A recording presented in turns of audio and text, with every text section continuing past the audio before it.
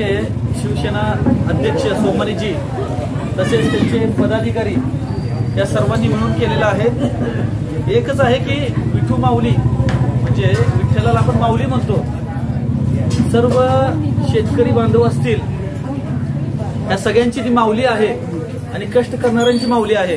आपण भरपूर देव पाहतो, शिर्डीचे साईबाबा असतील, तिरुपती असतील, 40 ते 41 दिवस पायी वारी करून दिंड्या सगळ्या ह्या आज पंढरपुरामध्ये जातात आणि आज विठ्ठलाचं दर्शन घेतात आणि त्या विठ्ठलाला आपण माऊली म्हणतो। माऊली याचा अर्थ आई ही सर्वात प्रथम असते।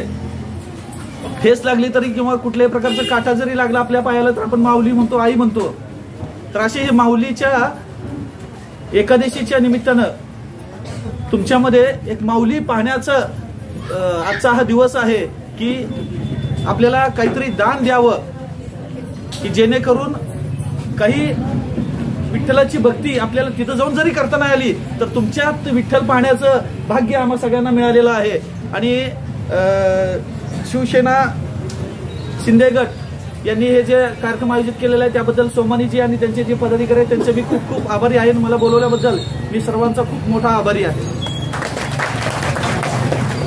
आषाढी एकादशी निमित्त प्रतिवर्षाप्रमाणे यावर्षी पण सिव्हिल हॉस्पिटल येथे आम्ही सकाळी शाबू खिचडी व केळी वाटपाचा कार्यक्रम ठेवलेला आहे आणि 4 वाजता छत्रपती शिवाजी महाराज चौकात प्रतिवर्षाप्रमाणे एकादशी निमित्त शाबू खिचडी व केळी वाटपाचा कार्यक्रम ठेवण्यात आलेला आहे।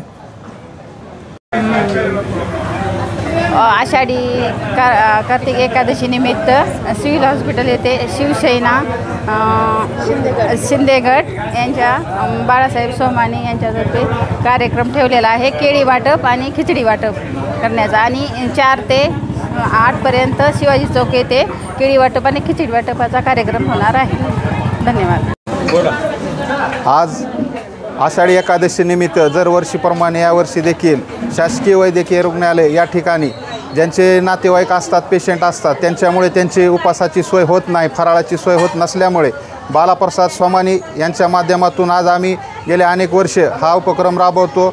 या कार्यक्रमासाठी आमच्या सर्व पदाधिकाऱ्यांनी, महिला जिल्हा प्रमुखांनी या सहभाग घेऊन सर्व नातेवाईकांना पेशंटच्या शाबू खिचडी व केळीचे वाटप केलेले आहे व सायंकाळी 4 वाजता छत्रपती शिवाजी महाराज चौक या ठिकाणी देखील हा प्रोग्राम राबवण्यात येणार आहे। याचा लाभ सर्वांनी घ्यावा।